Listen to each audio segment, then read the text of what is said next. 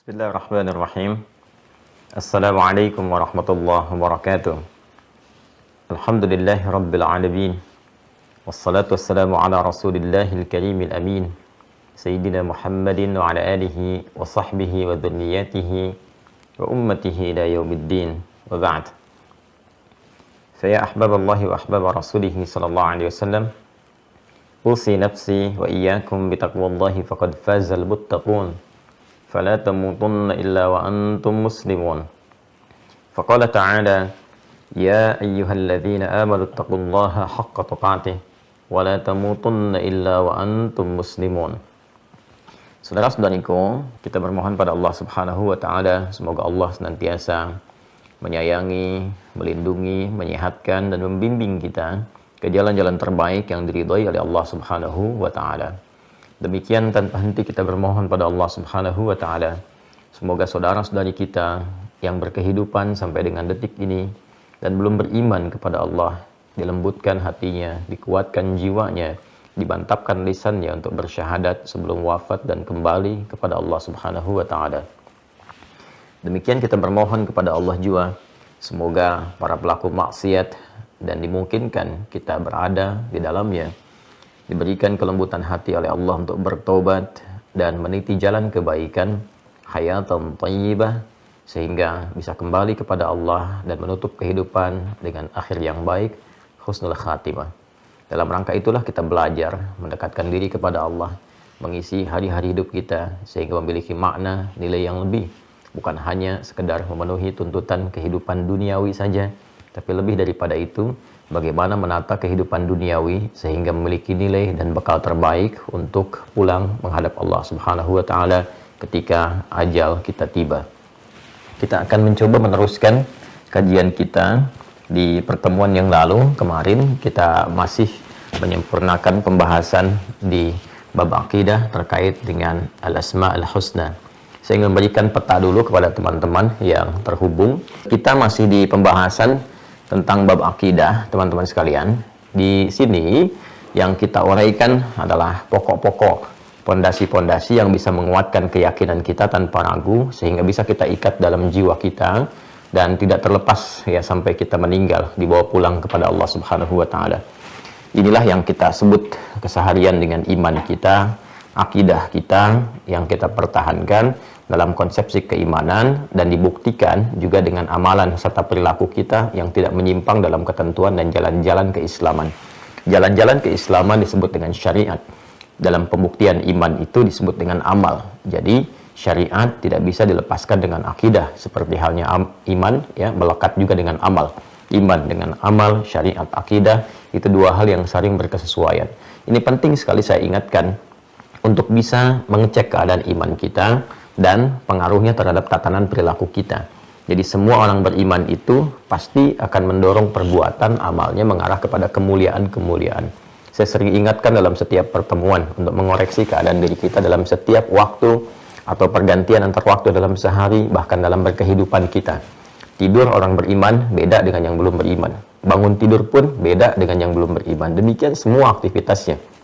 Ada getaran-getaran, pancaran-pancaran cahaya, nuruhum yas'a baina aydihim wa bi aymanihim, yang menggerakkan seluruh anggota tubuh kita untuk menunjukkan kepada khalayak dan membuktikan bahkan kepada Allah Subhanahu wa taala bahwa kita adalah insan beriman, insan yang patuh dan meyakini akan seluruh ketentuan yang Allah tetapkan kepada kita semua. Bukan hanya terkait dengan aspek ibadah, tapi ada kaitan juga dengan aspek muamalah, berkehidupan sosial dan turunan-turunan yang lainnya. Ini kalau kita selalu menyimak pesan Nabi Shallallahu Alaihi Wasallam, khususnya dalam setiap pekan, dalam kesempatan Jumat, atau bahkan di umumnya ta'lim-ta'lim beliau, pengingat ini senantiasa dikaitkan dengan Quran surah ketiga Ali Imran di ayat 102. Ya ayyuhalladzina amanu, hai semua orang telah menyatakan beriman, berakidah, memeluk Islam dalam dirinya, meyakinkan pada jiwanya, ittaqullah, ya tingkatkan takwamu kepada Allah. Saya terangkan di pertemuan lalu, akumulasi dari amal soleh itu sebagai implementasi dari syariat itu akumulasinya disebut dengan takwa, untuk memenuhi cahaya takwa kita. Jadi kan kalau teman-teman masih ingat di awal jumpa kita, saya pernah menerangkan tentang anatomi manusia, masih ingat ya, yang dibagi kepada 3 bagian dan kita telah melakukan pengayaan di situ. Ya, ada fisik, jism, terkait dengan fisik jasmani, ada kemudian roh, ya penggerak, ini generator kehidupan kita yang membuat kita bisa bernafas dengan izin Allah, berkehidupan, roh. Segala yang terkait dengan roh itu disebut dengan rohani, gitu kan? Kemudian pengikat keduanya disebut dengan akal, yang meneruskan perintah kemudian dari roh sepersekian detik untuk dieksekusi oleh tubuh kita, oleh fisik kita. Roh ini membawa dua potensi besar, ya, yang disupportkan kepada seluruh anggota tubuh kita untuk dieksekusi berupa tindakan, berupa perilaku. Ini yang disebutkan di Quran surah ke-91 Asy-Syams di ayat 7 sampai 10. Wa nafsi wa ma sawwaha, dan demi nafas yang telah sempurna penciptaannya. Kapan dia sempurna? Ketika roh masuk ke dalam fisik, maka roh itu menjadi nafas. Ya, generator yang menggerakkan kita berkehidupan sehingga bisa bernafas dalam bahasa Indonesia. Nanti prosesnya ada di Quran surah ke-15. Saya ingatkan kembali Al-Hijr ayat 28 sampai 30 itu. Wa idz qala rabbuka lil malaikati inni khaliqum bashara min salsalin min hama'in masnun fa idza sawaituhu wa nafakhtu fihi min ruhi fa idza sawaituhu sawwa yusawwi. Ya, kata Allah, jika aku telah sempurnakan, ya, di dalam proses penciptaan itu dengan meniupkan roh. Jadi begitu roh masuk ke dalam tubuh kita, berjalan proses kesempurnaan. Ya, berlaku dialog, komitmen kita menuhankan Allah dan pemberian kewajiban Allah berupa hak kita yang ada di Quran surah 7 itu, ayat 172 yang telah kita bahas secara detail. Wa idz akhadha rabbuka min bani adama min zuhurihim dzurriyyatahum wa asyhadahum ala anfusihim alastu bi rabbikum qalu bala syahidna an taqulu yaumal qiyamati inna kunna an hadza ghafilin. Ketika kemudian ditiupkan sempurna, maka Allah sampaikan, dia menjadi nafas, manusia bisa bernafas, mulai berkehidupan. Wa nafsi wa ma sawwaha fa alhamaha fujuraha wa taqwaha. Maka di dalam nafas itu ada dua potensi yang menggerakkan kita berperilaku.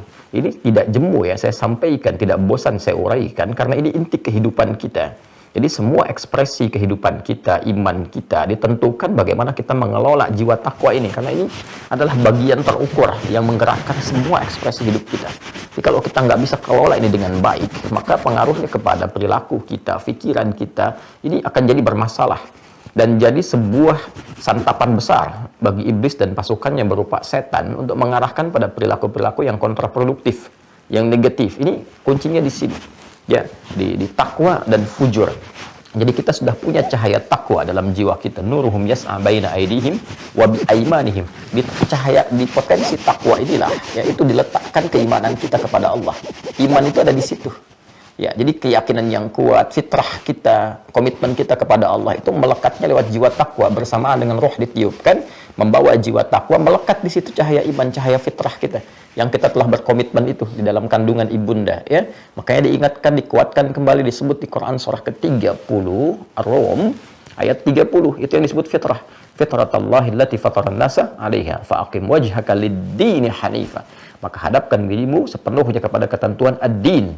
Apa itu ad-din? Quran surah ketiga Ali Imran ayat 19. Inna ad-dina 'indallahil Islam. Dan dasar keislaman itu adalah bersyahadat. Fa'lam annahu la ilaha illallah, gitu kan? Jadi itu sudah membawa fitrah. Makanya disebut fitratallahi allati fataran nasa 'alaiha la tabdila li khalqillah. Ya, tidak ada perubahan-perubahan bagi Allah mencipta, membawa fitrah itu. Yang dimaksudkan Nabi, kullu mauludin yuladu 'alal fitrah. Setiap yang terlahir membawa fitrah. Fa'abawahu yuhawwidanihi aw yumajjisanihi aw yunassiranihi. Maka lingkungan sekitar yang membentuk dia atau merubah dia bergeser dari fitrahnya, bahkan kemudian dia bisa keluar dari fitrah sehingga harus mendapatkan pencerahan kembali untuk meniti jalan menuju fitrahnya yang awal, yang bersih, yang mula, ya. Nah, ini saat masuk ke dalam jiwa kita itu, nanti takwa katalisnya disebut dengan fujur. Jadi fujur itu katalis, gitu kan, untuk bisa mensupport yang takwa ini naik ke permukaan. Ya, hanya mungkin dikesankannya oleh sebagian orang yang tidak mempelajari dengan dalam itu sebagai sisi negatif. Jadi selalu dipahami begini, ada kekuatan positif dan negatif dalam diri kita. Sebetulnya yang negatif itu kan konsepsi dasarnya, kalau kita bahkan di fisika gitu kan, ataupun di kimia, ya, ada proton, elektron, kemudian di fisika juga gerakan arus listrik itu kan ada arus positif, arus negatif. Kan itu negatif itu ada untuk mensupport yang positif supaya energinya keluar, gitu kan? Ya, masih ingat ya, saya dulu SMP SMA tuh belajar fisika tuh, saya kira kita paham yang dasarnya demikian gitu, ya. ada bab gaya, nanti masuk ke listrik, besarannya ada ohm dan sebagainya. Itu kalau kita baterai kalau positif saja, nggak ada negatifnya, nggak ada keluar energi ya. Jadi kan ada positif, ada energi yang negatif disatukan kemudian, maka mengeluarkan energi dari situ kemudian bisa bergerak, jadi generator dan seterusnya. Jadi fujur ini pada dasarnya itu adalah katalis, gitu ya, supporter utama untuk takwa supaya muncul. Tapi dia berupa lawan. Ya, ini saya sedikit dalami dulu ya sebelum kita masuk. Ini gampang yang lain-lainnya kalau kita paham yang ini inti kehidupan kita.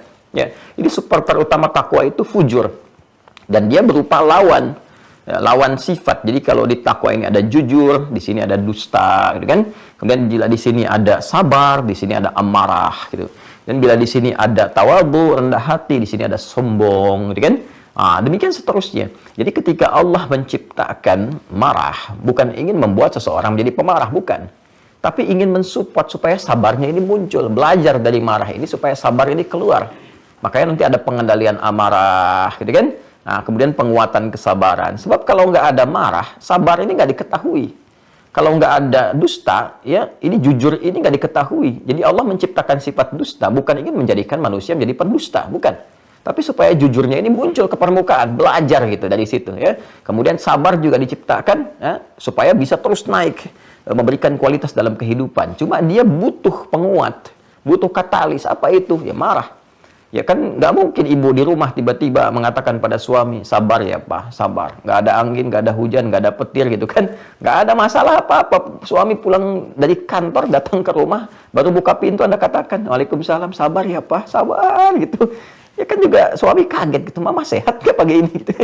Jadi harus ada satu katalis yang menjadikan sifat-sifat itu muncul dalam berkehidupan. Kita bisa lihat ya. Maka takwa ini itu harus disupport. Ya, bagaimana mensupport takwa itu lewat amalan. Karena itu semakin banyak amal itu akan menggerakkan nilai takwa muncul ke permukaan dan dia disupport oleh cahaya iman, itu yang menggerakkan semua perilaku kita. Karena itu di Al-Qur'an seringkali kata iman itu bersanding dengan takwa dan dihiasi serta diisi dengan amalan. Kalau Anda perhatikan konsepnya selalu begitu. Mau takwanya duluan, iman di tengah, kemudian amal. Mau iman dulu, kemudian amal, ujungnya takwa. Selalu tiga ini bersanding bersamaan. Ya, seakan tidak terpisahkan. Dan kalau sudah diketahui nanti salah satunya hilang, sudah dipahami, ini pasti mengandung ketiganya gitu, nggak dilepaskan dari situ. Ya, misal kita lihat derivasi takwa, iman dan amal turunan atau dalam bentuk detilnya. Di Al-Baqarah ayat 2 sampai 5 itu kan jelas. Dzalikal kitabu la raiba fi hudal lil muttaqin. Muttaqin itu kan orang takwa. Siapa orang takwa ini? Ayat 3-nya. Alladzina yu'minuna bil ghaib. Iman kan? Wa yuqimunas shalah. Amal. Ini kan wa mimma razaqnahum yunfiqun. Jadi salat, ya kan? Infak, interaksi dengan Al-Qur'an bagian dari takwa untuk menguatkan iman. Karena itu kalau kita dengar kalimat ya ayyuhalladzina amanu, panggilan bagi orang yang telah punya iman. Imannya itu mesti dikuatkan cahayanya. Bagaimana cara menguatkan cahaya iman itu? Dengan beramal. Makanya kan di awal kita belajar al-islamu imanun wa amalun. Islam itu iman dan amal. Menguatkan iman itu lewat amal. Menunjukkan iman lewat amal. Parameter iman itu ya amal. Amal itu menunjukkan keimanan kita. Kalau nggak beramal menunjukkan iman bermasalah. Jelas ya? Sholat menunjukkan parameter iman. Nggak sholat, imannya bermasalah. Orang beriman pasti sholat. Kan? Demikian seterusnya. Makanya setelah ya ayyuhalladzina amanu itu seringkali akan diiringi dengan amal. Ya ayyuhalladzina amanu, Al-Baqarah 183, hai orang-orang yang telah menyatakan ia beriman, kutiba alaikumussyam, diwajibkan bagi kalian menunaikan puasa. Puasa itu ya amal, ya kan? Untuk menguatkan iman. Nah, nanti puasa ini bagian dari takwa. Akumulasinya nanti akan membuat iman kita semakin kuat. Ya ayyuhalladzina amanu, ya kutiba alaikumussyam. Puasa kama kutiba alal ladzina min qablikum la'allakum tattaqun. Ya kan? Tadi sholat bagian dari takwa, puasa bagian dari takwa, haji juga sama juga bagian dari takwa. Al-Baqarah ayat 197 misalnya, ya, di mushaf standar paling kanan sebelah atas. Al-hajju ashhurum ma'lumat, faman farada fihinna al-hajja fala rafatha wala fusuqa wala jidala fil hajj. Wa ma taf'alu min khairi ya'lamhu Allah wa tazawwadu fa inna khairaz zadi taqwa. Tuh. Jadi kita berhaji itu karena keimanan kita. Haji kan rukun iman tertinggi kan dalam turunannya itu. Ya, kok akumulasi dari syariat itu kan ada pada haji.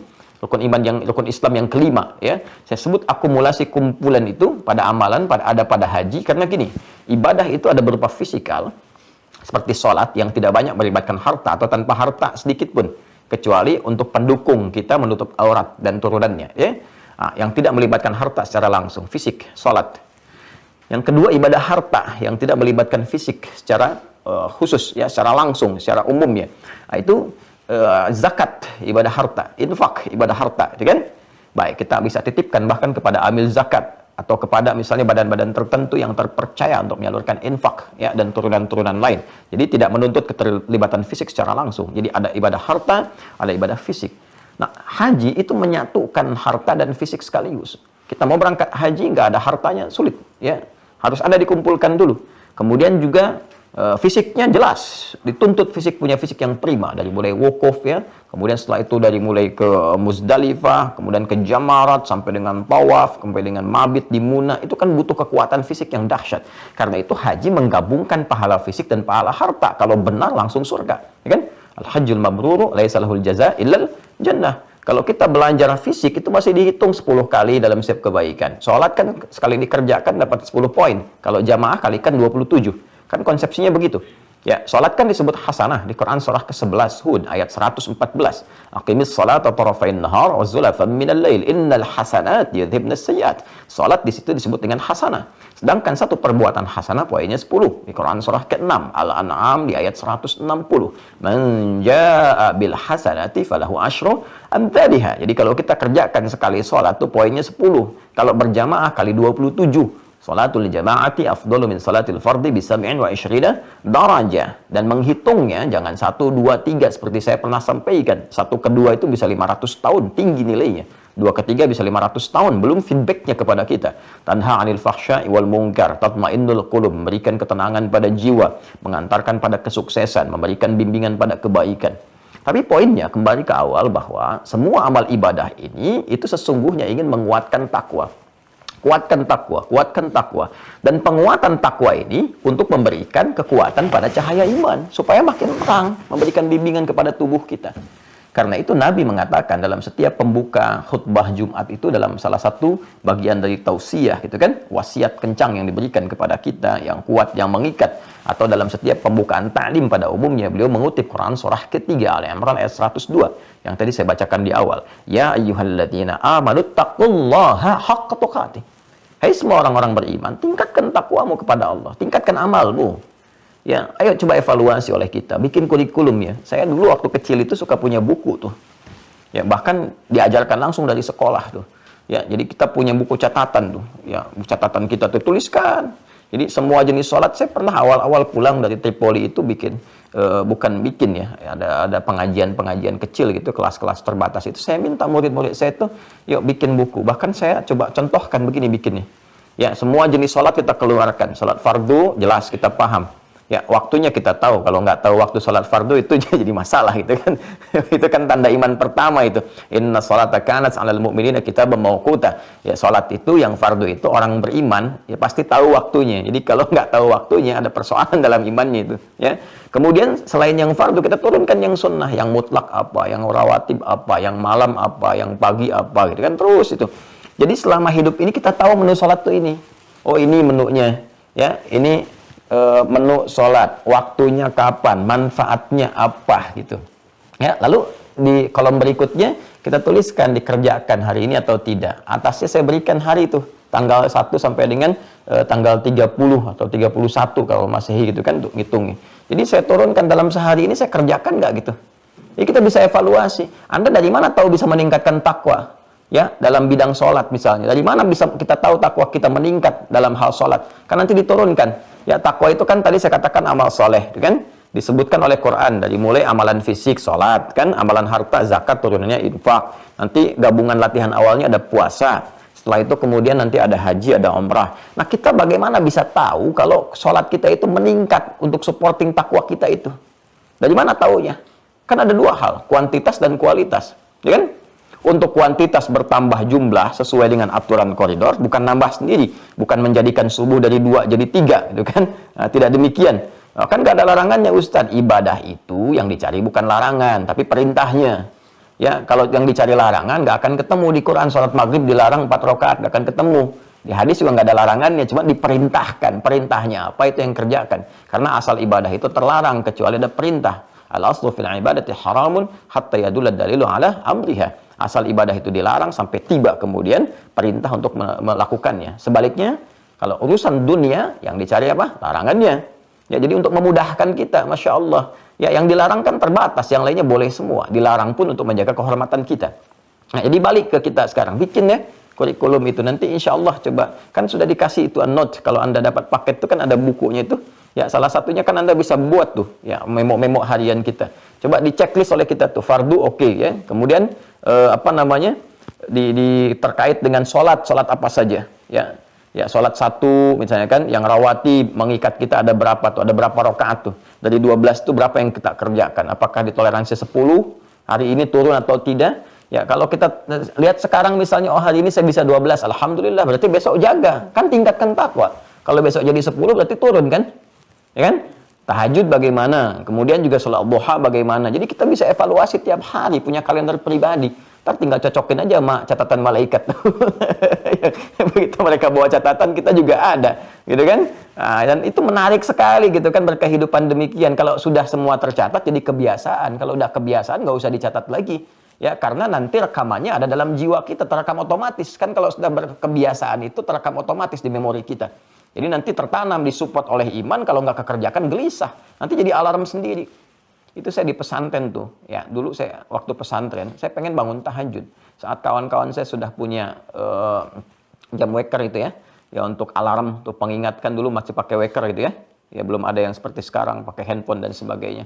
Itu saya nggak punya, karena memang punya keterbatasan, saya nggak punya. Saya tanya guru saya pengen tahajud, saya nggak punya jam waker itu seperti kawan saya. Gimana caranya saya bisa bangun? Ya, beliau katakan minta sama Allah, itu Allah bangunkan. Dan Masya Allah itu wakernya yang Allah kasih itu lebih dahsyat dari teman-teman tuh. Ya, kalau teman-teman dipasang jam 3, alarmnya baru bangun jam 3. Ya, pengingat dari Allah itu kita minta jam 3, dibangunin jam 2, teman-teman. Dibangunin jam 2. Ya, karena Allah Maha tahu tuh, minta jam 3, bangun jam 2, kan juga kadang-kadang kan duduk seperti ini, begini kan awal-awal bisa jam 3:4 kita baru sadar. Gitu kan. Ada yang baru awal begini, ya bangun jam 2, begini, udah jam 4:30 kan. Ternyata udah mau komat gitu. Nah, itu hal-hal demikian tuh menarik gitu. Nah, kembali, ini mohon izin ya, saya lakukan pendalaman dulu supaya kita mengerti gitu. Nah, ini kan nyambung semua. Hai orang-orang beriman, tingkatkan takwamu kepada Allah dengan serius, haqqa tuqati, dengan sungguh-sungguh. Ya, jadi jangan kita sekarang semangat, besok tidak. Mau ujian semangat, setelah kelulusan selesai. Ya kan? Mau uji jabatan semangat, uji kelayakan, fit and proper test, setelah itu kosong lagi gitu. Ya, itu motivasi sementara namanya. Teruskan sampai kita wafat, kan wala tamutunna illa wa antum muslimun. Kebiasaan itu dibawa sampai wafat. Sabarlah. Ya, tolong ingatkan diri kita, saya pribadi dan teman-teman. Kita sabar aja sampai tiba ajal. Setelah itu kan meninggal enak. Kan nggak capek lagi setelah meninggal itu. Ya, kan saya belum pernah dengar ada orang setelah meninggal ada curhat, saya capek nih. Amal itu sekarang aja, tobakan antobak itu sekarang saat hidup. Ada saatnya kita beristirahat untuk sepenuhnya. Jadi berjuang dulu yang sabar. Sampai tiba masa itu kita untuk kembali dan tenang, wafat dalam keadaan tenang. Ya ayat Tuhan nafsul mutmainnah, tenang, wafatnya selesai. Nah, hidup itu kan sederhana, itu jalani seperti ini, pelajari, ini masalah, ini tantangan, ini menyelesaikan, selesai. Nah, nanti apa feedbacknya kalau kita bisa jaga itu sampai kita meninggal? Nanti takwa itu selain memberikan kekuatan pada sinyal dan cahaya iman supaya terang membimbing tubuh kita beraktivitas, nanti feedbacknya adalah pemberian dari Allah untuk kemudahan hidup. Makanya banyak ayat di Quran mengaitkan kesuksesan dan kebahagiaan itu dengan takwa. Ya, misalnya Anda ingin bahagia, ternyata solusinya takwa. Nah, di akhir ayat 189 di surah kedua Al-Baqarah. Surah kedua ayat 189. Lihat ujungnya. Wattaqullaha la'allakum tuflihun. Bertakwalah kalian kepada Allah agar kalian cenderung bahagia. Ya, adik-adik, saya lihat nih adik-adik yang masih belajar nih, kelihatan kan? Apakah di misalnya di level SMP kah, SMA kah, di kampus kah? Ternyata penguatan ilmu itu dengan takwa. Dan saya membiasakan untuk melihat itu, belajar dari ulama-ulama dulu, saya coba ikuti, ternyata dahsyat dampaknya, betul itu, betul. Karena Allah kalau sudah mengatakan pasti hak yang kita pelajari kemarin. Ya, itu ada di Quran surah kedua Al-Baqarah, di akhir ayat 282. Ayat terpanjang dalam Al-Quran ya. Quran surah kedua Al-Baqarah, ayat 282. Ya, paling kiri itu, ya itu dari atas ke bawah itu satu ayat tuh. Lihat paling ujungnya, paling bawahnya itu. Akhir ayatnya, wattaqullah wa yu'allimukumullah. Tingkatkan takwamu kepada Allah, maka kami akan tambahkan pengetahuan. Ya, tambahkan pengetahuan. Jadi saran saya kalau masih punya baby ya, yang anak-anak tuh balita, bayi usia menjelang 5 tahun, usia emas itu yang disupport Bu, Pak, saya sarankan ya, karena saya coba praktekkan juga pada anak-anak kami itu, coba jiwa takwa tanamkan dulu, itu dahsyat pengaruhnya kepada kecerdasan, cepat menangkap sesuatu. Saya praktekkan satu-satu itu pada anak-anak, itu luar biasa gitu. Ya, ada pengaruh, dan bukan hanya anak-anak kami, di sekolah juga demikian. Di sekolah-sekolah yang kita bina itu anak-anak coba dekati ini, itu ada percepatan gitu. Dan risetnya sudah banyak. Ya, makanya ulama dulu itu memulainya dengan takwa. Dengan takwa dulu. Nanti disupport oleh ilmu ketika mereka mulai menjelang balik. Asalnya kan menghafal Quran, sholat, setelah itu jelaskan lewat ilmu supaya kuat. Itu datang cepat itu. Silahkan cek biografi para ulama kita yang cendekiawan keilmuan umum saja. Itu rata-rata mulainya dari Quran dengan sholat. Dua itu aja. Sholat yang benar, kemudian Quran. Itu luar biasa. Ya, Al-Farabi, Al-Kindi, Al-Ghazali, Al-Khawarizmi, Al-Battani gitu kan, dan seterusnya yang lainnya juga itu sangat luar biasa. Nah, nanti kalau kita pun ingin mendapatkan kemudahan dalam kehidupan, itu akan dibimbing lewat cahaya takwa itu. Cahaya iman yang menguat dibimbing, ada masalah ini begini, masalah ini begini. Itu yang dimaksudkan di Quran surah ke-65, ya kan? 65 At-Talaq, di akhir ayat kedua, di awal ayat ketiga. Ya, wa may yattaqillaha yaj'al lahu makhraja wa yarzuqhu min haitsu la yahtasib. Siapa yang mampu meningkatkan takwanya kepada Allah, ya, maka kami akan berikan jalan kemudahan, solusi dari setiap problematika hidup yang dialami. Kemudian bahkan rezeki pun kami kirimkan dari sisi yang tidak terduga. Ya, bahkan selanjutnya wa may yattaqillaha yaj'al lahu min amri yusra. Kami mudahkan urusan hidupnya. Jadi mungkin kalau ada kesulitan dan selalu sulit, mungkin bukan kurang harta, kurang tinggi kedudukan, kurang takwa. Ya, toh itu sudah terbukti kok, sudah dialami. Ini kurang apa lagi? Ya, saya yang agak kadang-kadang ironi, ayatnya hafal itu. Tapi nggak kita ikuti jalannya gitu. Bukan kita. Ya, tapi ada yang tidak mengikuti jalannya. Ini yang jadi persoalan gitu. Hafal ayatnya, tapi jalannya nggak diikuti. Kenapa nggak kita coba buka pintunya, kita ikuti? Nah, disinilah kita ingin belajar menguatkan itu. Jadi kan skemanya iman, takwa, amalan, kemudian buahnya gitu kan, yang kita dapatkan. Nah, sekarang kita berada di pondasi imannya. Nah, kadang-kadang kita amalnya bagus, tapi nggak diisi dengan kekuatan iman, sehingga feedbacknya kita dapatkan. Bahkan kenikmatan untuk beramal itu pun belum dapat, baru semangat saja. Ya kan? Nah, sholatnya masih terjaga nih, masih ke masjid, masih ingat, masih apa. Tapi karena kualitas iman belum bagus, belum bisa merasakan kehusyuan dalam sholat. Kenikmatan dalam sholat gitu kan. Itu kalau udah nikmat tuh sholat itu Pak, Bu, itu nggak keganggu dengan apapun tuh. Enak banget, luar biasa tuh. Jadi nikmatnya tuh kayak nggak ada yang lain selain sholat gitu. Ya makanya Nabi kan kalau tahajud itu kan waktu itu quality time-nya itu yang paling luar biasa saat tahajud kan. Sampai sujudnya itu lamanya luar biasa karena mendapatkan kenikmatan tuh yang paling tinggi. Ya itu bertemu waktu ini kapan lagi nih bisa berinteraksi langsung menyembah Allah gitu kan. Ya sementara pagi kan tugas-tugas dakwah pada umumnya. Utsman bin Affan itu, Abdurrahman bin Auf, itu kekuatan tertingginya bukan saat mendapatkan harta benda, tapi ketika punya waktu berkualitas untuk tahajud malamnya. Kata Imam An-Nawawi itu sampai khatam Al-Quran. Nah itu sudah dapat belum kita tuh? Kan harus berlatih. Nah, nanti feedbacknya akan kita rasakan. Ada ketenangan. Wah, orang tuh kalau sudah tenang tuh enak betul. Ya, rezeki macam-macam dan sebagainya. Kita pelan-pelan berlatih itu. Nah, ini yang kita sempurnakan. Ya, dari iman itu ada rukun 6. Kita baru masuk yang pertama untuk memantapkan keimanan pada Allah, ma'rifatullah. Sehingga ketika ma'rifatullah sudah kita mengerti, oh ini maksudnya ini, cara meminta begini, memahaminya begini. Nah, dalam ma'rifatullah ini nanti cabangnya setelah kita pahami teologis untuk meyakinkan Allah sebagai Tuhan, ya itu sudah no debat lagi, nggak ada debat di dalamnya, kita bisa berargumentasi kuat dalam jiwa kita. Nah, step selanjutnya kita mengenal kuasa Allah Subhanahu wa taala di semesta, sehingga dalam aktivitas apapun, Anda lihat langit ingat Allah, ya. Pernah nggak begini di rumah tangga aja, lihat anak ingat Allah, pernah nggak?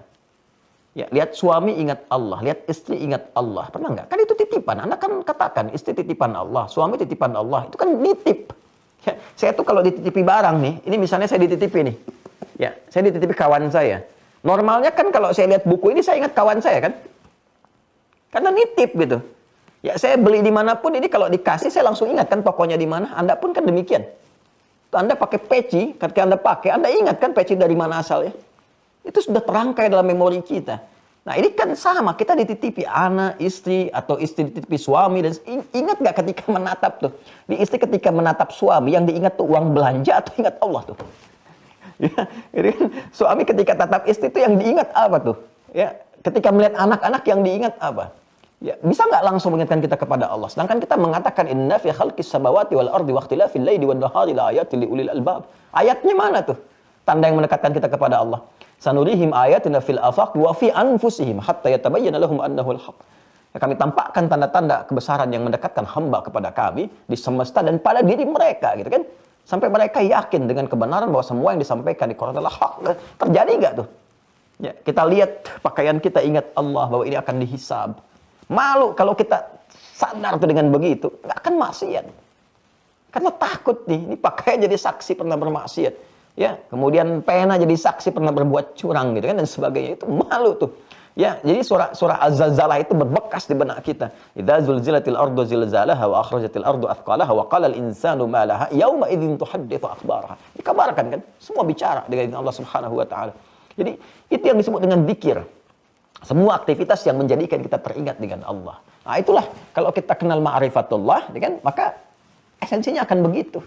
Kita bicara itu terukur gitu ya. Khawatir kalau Allah nggak ridha dengan apa yang kita katakan. Itu khasyah namanya. Khasyah. Level ulama tertinggi itu punya sifat khasyah. Bukan hanya ilmunya banyak. Ya, orientalis itu juga ilmunya banyak tuh dulu tuh, walaupun ada racunnya gitu. Ya, orientalis dulu ada yang ngarang kitab indeks hadis. Wensing itu kan ngarang indeks hadis tuh dan turunan lainnya. Ya, ada yang masuk ke dalam bab ulumul Quran, ada yang masuk ke sejarah gitu, dan sebagainya. Ya, tapi karena nggak ada iman bermasalah. Nah, jadi khasyah itu hal yang menjadikan kita takut ya kepada Allah, takut ya bila apa yang kita kerjakan tidak mendapat rahmat, itu kunci dari akidah terdalam. Nah, ini nanti jalan itu sudah kita bahas kemarin ya, berinteraksi dengan Allah Subhanahu wa taala dengan penyembahan melalui Al-Asmaul Husna, dan telah kita petakan 99 kepada 8 bagian. 8 ini kita masukkan 4 hadis untuk penguatan. Nah, sekarang kita bacakan bagian yang kedua. Setelah kemarin kita mengenal nama-nama yang terkait dengan zat Allah Subhanahu wa taala, dan itu ada berapa? Masih ingat? Ada? 9 ya? Masih ingat? 9 apa 7? 7 apa 5? Masih ingat ya? Nah, nanti di ujian ya kita sampaikan. Baik, kita bacakan ya. Ini kita baru muqaddimah nih. Sekarang baru masuk kepada inti bacaannya. Bismillahirrahmanirrahim. Wa fi kitabid dinil islami wa asma'illahil husna atau asma'ullahil husna al-warida fil qur'ani hiya. Sudah di-scan kan ya? Udah ada di web ya? Udah di-download? Boleh ditunjukkan kepada saya yang sudah sudah print out. Ini admin sudah di-download ya? Ya, sudah di-upload oleh kita. Ya, kalau sudah ada, nanti sudah di-scan di webnya ada. Ya, teman-teman tolong di-download itu atau di-print. Nanti begitu saya baca, Anda pegang itu juga. Jadi berkesesuaian belajar baca juga ya. Halaman 30 yang sudah pegang ini. Wa fi kitabid dinil islami, dan dalam buku Dinul Islam saya telah terangkan kemarin ya, tersebut wa asmaullahil husna, dan nama-nama Allah yang mulia itu kan yang melimpahkan pahala dan mengandung segala aspek kebutuhan kita, al-waridah fil Qur'ani, yang terdapat dalam Al-Qur'an Karim, hiya adalah sebagai berikut pemetaannya, klasifikasinya. 1, asmaul muta'alliqatun bi dzatihi ta'ala. Yang pertama adalah nama-nama Allah yang terbaik yang terkait dengan zatnya ta'ala. Ya, wahiyya sebagai berikut. 1, al-wahid. 2, al-ahad. 3, al-haq. 4, al-quddus. 5, as-samad. 6, al-ghani. 7, al-awwal. 8, al-akhir. 9, al-qayyum.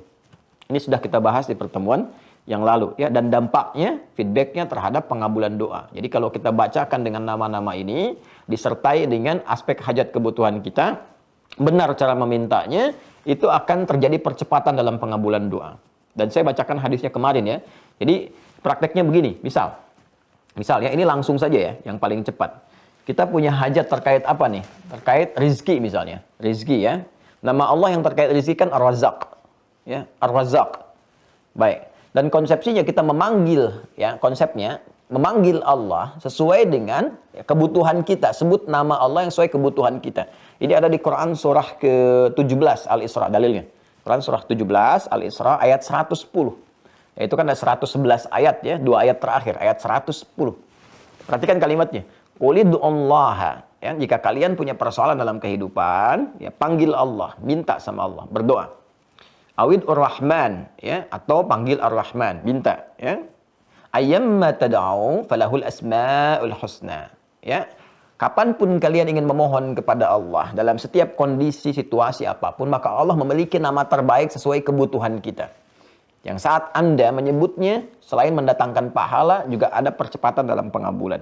Nah, nama-nama terbaik ini sudah disiapkan oleh Allah sesuai kebutuhan kita. Jadi kalau kita mau minta, seperti saya pernah ajarkan di dalam 2-3 pertemuan ke belakang, pilih nama sesuai dengan butuhnya kita. Kalau butuh tambahan pengetahuan, Al-Alim. Butuh tambahan rezeki, Ar-Razzaq. Kan saya terangkan satu-satu itu.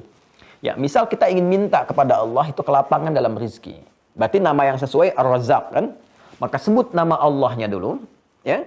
Ya Allah, gitu kan? Kemudian Ya Razzaq. Ya Allah, Ya Razzaq, gitu kan? Nah, kalau ingin lebih cepat lagi daripada itu, sertakan nama-nama Allah yang tertinggi, tingkatan tertingginya, yang kemarin kita terangkan dengan Ismullahil A'zam, ya, atau Asma'ullahil Uzma. Bismillah. Ini praktek ya. Ya kan pembahasannya ini di halaman 31-nya, ya kan? Di paling kiri itu, di tengah kan di kitabnya disampaikan ada Ismullahil A'zam. Ya. Ini kan? Atau Asma'ullahil Uzma. Ya kan? Seperti ini. Kalau ismun itu bentuk tunggal, mufrad, singular, asma bentuk jama, plural, ya. Nah, ini nama Allah ya bisa satu disebutkan, yang tertinggi, tingkatan tertinggi, kan? Atau Asmaullahil Uzma, atau nama-nama, kan ada beberapa nama yang bisa kita sertakan juga, bukan satu nama tapi 2, 3, 4 dan seterusnya. Sepanjang dalam satu frame ini, nama-nama yang tertinggi, tingkatan tertingginya. Tingkat tertinggi teragung, ya, teragung. Ini yang saya maksudkan dalam tema tingkatan Asmaul Husna, gitu kan? Tertinggi, teragung. Nah. Ya, teragung, yang paling dahsyat, ya. Kalau di Sunda ada agung, ada agung. Ternyata dibedakan. Saya pernah ke Ciamis, Alah Panjalu, dapat undangan ceramah dulu sekitar 3 tahun ke belakang, ya. Nyampe ke sana saya disampaikan di telepon, Ustadz akan ceramah nanti di Masjid Agung. Saya dengarnya Agung kan. Begitu nyampe ke sana, ini Pak tempatnya. Bukan Ustadz, kalau ini Masjid Agung katanya. Oh, kalau saya di mana ceramah? Di Masjid Agung. Jadi ada Agung, ada Agung. Yang besar dengan yang lebih besar lagi itu satu titik ya. Nah ini tertinggi yang teragung. Nah, urutan pertama nama-nama Allah yang tingkatan tertinggi itu yang terkait dengan zatnya, dengan zat Allah. Ya, dengan zat. Asma'un muta'alliqatun bidzatihi ta'ala. Jadi ini langsung terkait dengan zat Allah, ini tingkat tertingginya. Nah, nama-nama terkait dengan zat itu kan ada 9, seperti kita pernah sampaikan, ya kan? Nah, di antaranya kan ada Al-Wahidul Ahad, dengan As-Samad dan sebagainya. Kita ingin ambil misalnya, kita ingin katakan misalnya Al-Ahad, ya kan? As-Samad. Nah, kita praktekkan ya, kita praktekkan. Misal kita ingin minta terkait dengan rezeki. Ini prakteknya. Ya. Permohonan kita adalah kelapangan dalam hal rezeki.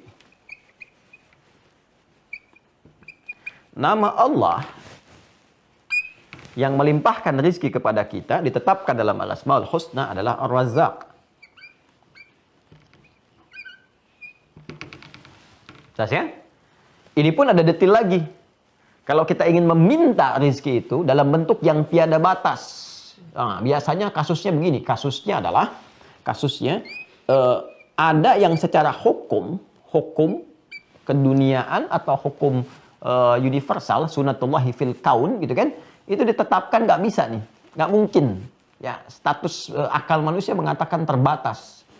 Misal, seorang yang dihukumi, mohon maaf ini sudah perempuan yang misalnya monofos dan mandul. Ya, dalam kasus keturunan kan rezeki juga, rezeki ya. Ini secara medis gak mungkin. Seperti kasusnya Nabi Zakaria kan, dengan istrinya itu kan, itu divonis secara medis gak mungkin punya keturunan. Secara klinis gak mungkin. Nah, tapi apa yang terjadi? Beliau tetap tanpa putus asa. Walam akum bidu'aika rabbi syaqiyya, gitu kan, di Quran surah 19 Maryam itu ayat yang keempat. Aku nggak putus asa memohon ya. Rabbi inni wahanal azmu minni washtana ra'su syaibah. Kan walaupun rambut sudah memutih, fisik sudah letih, walam akum bidu'aika rabbi syaqiyya, tapi aku nggak putus asa dalam memohon. Ya. Nah, apa yang dimohonkan kepada Allah untuk dapat rizki berupa keturunan? Ya, keturunan kan sekali lagi itu bagian dari rizki. Apa yang disebutkan oleh beliau? Nah, menyebut nama Allah yang pemberi tanpa batas. Ketika dihukumi ada batasan oleh manusia, maka disebutkan nama Allah pemberi sesuatu tanpa batas. Itu Wahhab namanya, Al-Wahhab. Ya kan? Nah, jadi kita bisa sebutkan pertama kalau kita meruntut kepada Quran surah ke-17 Al-Isra ayat 110. Ya, ini prakteknya kan begini. Kata Allah, "Qulid Allah." Ya, sebut dulu nama Allah yang pertama. Maka kita katakan Allahumma, ya kan? Atau ya Allah. Nah, ini prakteknya. Kita katakan ya Allah, ya kan? Nah, ya Allah. Kalimat ya Allah ini, kalau kita satukan, ini sudah kalimat fitrah sebetulnya kalau kita butuh sesuatu yang unsurnya memohon, meminta, butuh pertolongan, itu keluar di lisan kita tuh, refleks itu. Ya, bahkan kepeleset aja kita bilang, ya Allah, gitu kan. Nah, ini ada fitrah untuk minta tolong. Ya, gelap sekali di luar itu, mendungnya gelap, itu kan kita, ya Allah, mendung. Sebetulnya ada fitrah kita untuk minta tolong, memohon kepada Allah. Nah, kalau spesifik kita ingin mohonkan, minta dengan mengadu kan dan sebagainya, kita bisa gabungkan kalimat ini menjadi Allahumma untuk memberikan kesan yang spesifik doa yang memang dipanjatkan untuk niat berdoa dengan ketulusan, bukan sekedar kalimat fitrah. Untuk membedakan dengan yang umum-umum, ya refleks kita katakan ya Allah, ya, ini spesifik untuk minta. Kita katakan Allahumma, digabungkan jadi Allahumma. Kalau sudah Allahumma, ini kalimat ini mengandung kerendahan hati, kan? Ya. Kepasrahan, ya, keyakinan untuk dikabulkan jika memang dibutuhkan, kan? Ini gabungan dari ini semua. Ini yang dimaksud di Quran surah ke-7 Al-A'raf di ayat 205. Wadhkur rabbaka fi nafsika tadarruan wa khifatan wa dunal jahri minal qaul. Ya kan? Minta berdoa mohon kepada Allah dengan segenap kekhusyuan hatimu, ya kan? Dengan penuh kepasrahan, kerendahan hati, bahasa yang lembut yang kiranya bisa menyentuh karena Allah itu maha lembut kan, maha perasa kan, dan maha mengabulkan dengan cepat yang keluar dari getaran jiwa yang paling dalam sehingga mampu menggetarkan arsy, ya. Nah, ini kurang lebih. Nah, jadi ini kita satukan Allahumma, ya, atau kita minta ya Allah, kan kulid Allah, sebut nama Allah, awid ar-Rahman. Nanti masalah ar-Rahman saya akan masuk kepada yang kedua terkait dengan kasih sayang Allah Subhanahu wa taala. Ya, bagian ketiganya. Nah, sebut ya Allah atau Allahumma, ya kan? Allahumma kita praktekkan di sini. Ya Razzaq misalnya. Ya Razzaq. Nah. Allahumma ya Razzaq. Duhai Allah, aku memohon kepadamu dengan kepasrahan yang paling dalam. Ya. Dengan kelembutan yang mampu aku persembahkan. Engkau yang maha lembut, yang maha merasakan, maha mengetahui keadaan diriku. Ya Razzaq. Engkau yang maha pemberi rizki, berlimpah. Semua rizki engkau yang kuasai, engkau yang mengatur, engkau yang memiliki segalanya. Ya kan? Nah, kalau Anda ingin katakan lagi, misalnya ada batasan kata manusia, Anda sebutkan Allahumma ya Razzaq, Allahumma ya Wahhab. Ya Wahhab. Ya Allah, maha pemberi tanpa batas, yang tidak punya batasan dalam pemberian. Mereka mengatakan kepada aku, ya Allah, makhluk pun mengatakan aku punya keterbatasan. Sedangkan kau maha mengetahui tentang keadaan diriku. Duhai yang maha pemberi tanpa batas. Ya kan? Nah, jadi Anda katakan Allahumma ya Razzaq atau Allahumma ya Wahhab, ya. Nah, sebelum Anda lakukan permintaan di dalamnya, Anda sertakan dulu ini yang tertingginya nih. Ismullahil A'zam, sebut satu. Allahumma ya Razzaq atau Allahumma ya Wahhabul Ahad. Ya. Kalau Anda ingin tambahkan dengan lebih daripada satu, yang zat tadi yang ada 9, Allahumma ya Wahhabul Ahadus Samad. Misalnya kan? Terus Anda teruskan, alladzi lam yalid wa lam yulad wa lam yakul lahu kufuwan ahad. Setelah itu minta. Ya, habli minas salihin. Ini kan ini kalimat yang menunjuk katanya langsung kepada nama Allah yang terbaik dengan sifat pemberian yang tanpa batas. Permohonannya kita bentuk dengan fi'il amr lit talab minal adna ilal a'la. Ya, permohonan dalam bentuk pengajuan yang tulus dari kita hamba yang rendah kepada Allah yang maha segalanya. Maka kita gunakan ini bentuknya seperti hab begini, hab. Ya. Jelas ya, hab di sini fi'il amr bukan diartikan perintah, tapi thalabud doa. Ya, kalau kita ngaji balaghah, ini bentuk fi'il amr itu banyak nanti. Dan kita harus paham, ini arahnya kemana. Bukan perintah, nggak boleh perintah kepada Allah. Gitu kan? Allah perintahkan kepada kita. Perintah itu dari yang tinggi kepada yang rendah. Jadi kalau ada yang rendah kepada yang atas menggunakan fi'il amr, dipahaminya thalabun lid doa. Ya, meminta sesuatu pada satu permohonan. Hab. Jadi kalau ada hab, Anda temukan dalam Al-Quran, itu meminta, membawa nama Allah ini dengan sifat pemberi tanpa batas. Ya. Kalau untuk pribadi, habli, ya. So, kalau banyakan lana. Ya. Misal, kita ingin katakan misalnya, Allahumma ya Wahhab, ya Ahadus Samad, alladzi lam yalid wa lam yulad. Allahumma habli minas salihin. Kan? Ya Allah, yang maha pemberi tanpa batas, yang punya sifat tunggal, keesaan pada zatnya, yang menjadi pusat dalam setiap permohonan. Gak ada satupun yang lain yang diminta selain Engkau, ya Allah. Yang tidak beranak, yang tidak diperanakan, yang tidak punya sekutu, yang maha kuat dengan segalanya. Memohon kepadamu hamba, ya Allah, dengan keagungan zatmu, yang pemberi tanpa batas. Anugerahkan kepadaku, ya Allah, keturunan dari sisimu saja. Saat semua mengatakan aku gak mungkin punya keturunan. Apa yang terjadi? Ini yang terjadi pada Nabi Zakaria alaihissalam ketika Allah langsung merespon di Quran surah ketiga Ali Imran ayat 38 sampai 39 itu. Ya, habnya disebutkan di 38, 39 jawaban. Fanadatul malaikatu wa huwa qa'imu yusalli fil mihrab annallaha yubashshiruka Yahya. Ya kan? Jadi ini gambaran yang kita bisa berikan. Nabi Ibrahim juga pernah menggunakan kalimat ini di surah As-Saffat itu kan. Ayat yang ke-100, Rabbi habli minas salihin. Ya Allah, anugerahkan kepada aku generasi yang saleh. Maka Allah berikan, kabulkan. Ya, diberikan Ismail alaihissalam, Nabi Ishaq alaihissalam, dan turunan-turunannya. Soleh-soleh, baik-baik, gitu kan? Ya, dengan izin Allah, ya. Ini teman-teman sekalian, ini gambaran, ya. Jadi prakteknya begitu. Prakteknya. Jadi kita hadirkan dulu nama zat yang tertinggi ini. Dan dalam hadis riwayat Buraidah kemarin, radhiyallahu ta'ala anhu, gitu kan?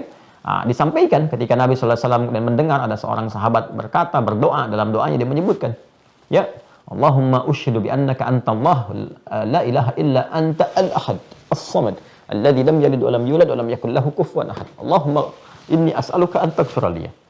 Dia enggak minta dunia, dia cerdas banget tuh. Dia minta ampunan. Dia minta maghfirah. Cerdas sekali, cerdas. Ini berpikir luar biasa. Dan ini prinsip ekonomi spiritual diterapkan. Ekonomi spiritual. Prinsip ekonomi itu kan modal sekecil-kecilnya buat keuntungan paling banyak. Gitu kan. Dia menerapkan ekonomi spiritual. Jadi mengambil kalimat yang singkat dan padat, tapi keuntungan yang melimpah. Gitu. Dia sebutkan ini.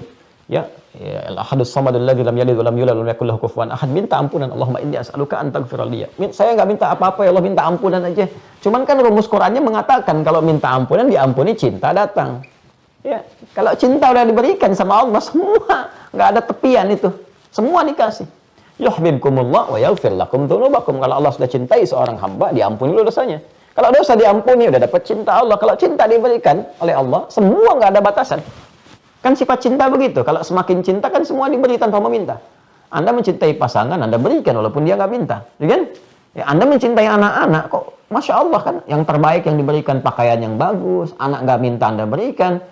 Emang ketika lahir bayi itu ya dan dia tumbuh dan berkembang, pernah nggak mengatakan pada Anda, Mama pengen baju yang ini, Mama pengen itu? Kan enggak, dia bicara aja enggak, tapi kan Anda penuhi itu dengan dasar cinta, ya kan? Sifat Allah lebih daripada itu. Ibu itu punya rahim, mengandung dalam rahim, dititipkan oleh Allah, punya kasih luar biasa. Allah itu sifatnya rahim. Lebih yang nggak bisa dibandingkan dengan makhluk. Laisa kamitslihi syai'. Di Syura ayat 11 itu kan laisa kamitslihi syai'. Wa huwas sami'ul basir. Allah maha mendengar, maha menatap dengan tajam, maha mengetahui kebutuhan kita, mendengar apa yang kita sampaikan. Maka dia minta ampunan, semua dikasih. Makanya orang yang rajin istighfar itu, kalau benar keluar dari imannya istighfarnya itu terpenuhi itu hajat hidupnya. Dan ringan itu, ringan. Ya, rajin-rajin lah ini. Ya. Rajin-rajin kita mohon ampun, rajin-rajin kita minta kepada kerabat, orang soleh, supaya dia berdoa juga, Allah ampuni dosanya. Ya, saya juga suka minta itu. Pada jamaah hamba dapat keberkahannya itu. Ya, minta sama teman-teman, minta sama Allah ya. Tolong doakan saya dalam sujud supaya Allah ampuni dosa dan sebagainya. Itu alhamdulillah berkah itu. Berkah dapat ya. Nah, ini prakteknya seperti ini.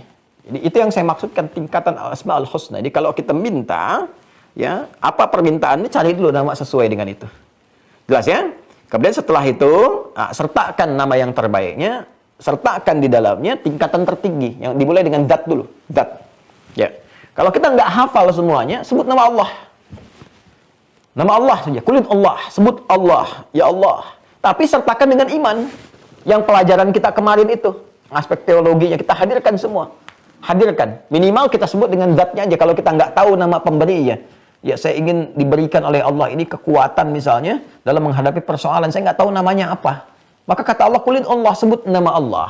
Ya, yang paling dahsyatnya. Ya, dan hadirkan ini, nama zat ini, Al-Ahad. Kan kita hafal Al-Ikhlas itu kan, itu makanya disebut sepertiganya Al-Quran kan. Karena dari akidah, ibadah, muamalah itu kan kunci akidah teologisnya itu ada di surat Al-Ikhlas. Makanya surat Al-Ikhlas disebut oleh Nabi sepertiga Al-Quran. Sehingga candaan di ahli Quran itu kalau ingin menghatamkan cepat Al-Quran, baca Al-Ikhlas 3 kali. Gitu. Jadi langsung jadi sepertiga, 3/3 gitu. Ya. Nah, jadi ini kalau nggak tahu, kata Allah langsung sebut ya Allah. Tapi dengan penuh keimanan, kekuatan. Ya, makanya Nabi kan nggak banyak disebutkan oleh lisan beliau ketika ditolong dengan pedang itu, sudah dikhuluskan begini. Siapa yang bisa menolong Muhammad? Sekarang nggak ada kawan kamu nih. Ya, ini pedang ini sudah terhulus. Siapa yang menolongmu saat ini? Nabi kan nggak banyak-banyak. Ya, Nabi kan nggak katakan ya Allah, ya Rahman, ya Kudus, ya Allah, ya Rahman, ya Malik, ya Kudus. Nggak banyak-banyak. Satu aja, Allah. Jatuh tuh, gemetar, jatuh, bum, gitu kan. Balik, ambil. Nabi balikan pertanyaannya. Sekarang siapa yang bisa menolongmu saat ini? Ya, itu sesuatu yang luar biasa. Di kalimat Allah itu nggak sembarangan. Seperti saya sampaikan di awal jumpa kita itu, kalau kita sampaikan dengan pancaran iman yang kuat, itu menggetarkan. Makanya dibawa dalam sumpah. Ya. Sumpah, baik sumpah jabatan atau sumpah kesaksian. Ya, makanya kalau orang bersaksi, disumpah dengan Al-Quran, kemudian bersumpah dengan nama Allah, itu kan demi Allah. Itu melekat ke jiwa yang paling dalam, ke fitrahnya yang paling dalam, boom, gitu. Sehingga menjaga diri dia. Ya, jadi kalau pejabat itu yang muslim ya disumpah dengan nama Allah, kan itu di Al-Quran di atas itu nggak main-main tuh. Itu pertaruhan loh. Ya, jadi saya juga sampaikan kepada para pejabat-pejabatnya yang muslim ya, yang muslim itu ketika Al-Quran ditaruh di atas kepala Anda dan Anda itu disumpah pada saat itu pertaruhan yang dahsyat itu. Itu jadi saksi, jangan main-main itu. Itu bukan cuma di dunia itu. Ya, begitu ada penyimpangan-penyimpangan itu pertanggungjawabannya tinggi karena Al-Quran diletakkan di atas kepala langsung, nama Allah disebutkan demi Allah. Itu kalau imannya betul-betul kuat menghunjam kepada jiwa, makanya dijaga itu hukum-hukum. Hukum berkeadilan, hukum kejujuran, dan semua dijaga betul. Karena kuat menghunjam. Ya, maka tinggal dilihat saja gitu kan, pada diri kita ya. Saya nggak mau tunjuk orang lain tuh, pada diri kita yang dititipi jabatan. Coba lihat, kalau sumpah itu betul disebutkan dengan lisan kita, kemudian menghunjam kepada iman, itu akan menjaga kedudukan supaya membuat kebijakan-kebijakan yang baik dan nggak akan bertentangan dengan hukum-hukum yang Allah tetapkan, baik hukum sosial misalnya, nggak akan merugikan masyarakat, menjauh dari hal-hal yang buruk, ataupun hukum individual juga, membangun ketakwaan, dia pejabat tetap sholat, tetap tahajud, dan sebagainya. Itu indah gitu. Nah, sekarang coba koreksi diri kita masing-masing dulu. Ya, lihat dulu. Ya, apa passion yang Allah titipkan pada kita. Ini tinggal kita hadirkan. Jadi kalau nggak tahu kita sebut ya Allah, kalau kita tahu, ini rumusnya. Ya, santri mira harus tahu ini. Ya, karena dalam setiap keadaan kita butuhkan ini, ya. Nah, nanti kita pelajari Al-Ahad sudah, Al-Haq sudah. Ya, kalau Al-Haq itu kita kalau dihadapkan pada sesuatu yang membingungkan. Ya, makanya ada doa kan yang diajarkan Nabi, masih ingat? Allahumma arinal haqqa haqqan warzuqna ittiba'ah wa arinal batila batilan warzuqna ijtinabah. Ya, sekarang ini banyak membingungkan nih. Ini begini informasi begini, begitu, ada ustadz begini, ustadz begitu. Kadang-kadang diuji juga kita, gelarnya tinggi, ya. Ada misalnya ustadz, kiai, atau buya, atau macam-macam. Tapi kita bingung, ini hak nggak kalimat yang disampaikan nih. Yang kita kenal dulu itu syahadat itu bahasa iman. Ya, kalimat iman, kalimat penguat jiwa. Sekarang jadi kalimat persatuan. Gitu kan. Ini benar nggak nih? Sementara gelarnya misalnya gelar-gelar keislaman. Gimana kita nih bisa memahaminya? Maka kita katakan, Allahumma ya Allah, ya Allah. Allahumma ya Rabbi, ya Al-Haq. Allahumma arinal haqqa haqqan warzuqna ittiba'ah wa arinal batila batilan warzuqna ijtinabah. Ya Allah, Allahumma arinal haqqa haqqan wa innaka antal haqq. La ilaha illa antal haqq. Allahumma arinal haqqa haqqan. Ya Allah, tunjukkan pada kami yang hak itu hak dan berikan kemantapan kepada jiwa kami untuk mengikutinya. Itu kemantapan pada jiwa, itu iman kita. Jadi kalau sedang bingung melihat ini kemana sebetulnya gitu kan, itu minta kepada Allah bimbingan untuk mendapatkan informasi yang terbaik yang menguatkan pada jiwa kita. Kemudian Al-Quddus, ya, mentakdiskan, menyucikan. Jadi kalau kita mendengar ada statement-statement ya yang disematkan kepada Allah yang bertentangan dengan keagungan sifat dan zat-Nya. Ya, misal semua agama sama, menuju pada Tuhan yang sama, cuma caranya beda-beda, gitu kan? Allah dapat dipanggil dengan nama apa saja, tapi disebutkannya dengan nama-nama yang dipertuhankan di tempat-tempat lain yang tidak layak, yang tidak sesuai dengan nama yang telah Allah tetapkan. Allah sudah sampaikan, ini saya punya al-asmaul husna. Ya, kenapa engkau panggil saya dengan asmaus sayyiat yang lainnya? Ya, yang bagi Allah itu kan asmaul husna, bukan asma yang lain, gitu kan? Jadi kadang-kadang ada statement-statement mengatakan Allah punya banyak nama, bisa dipanggil dengan apa saja. Tapi dia panggil dengan Tuhan-Tuhan yang dipertuhankan dalam kesyirikan. Di keyakinan lain. Itu bukan nama Allah yang ditampilkan. Maka kita katakan, ya Allah ya Al-Quddus, ya Allah ya Al-Quddus. Engkau suci dari semua itu. Subhanallah. Amma yusyrikun. Ya? Maha suci Allah dari apa yang mereka sertakan, mereka syirikkan. Ya?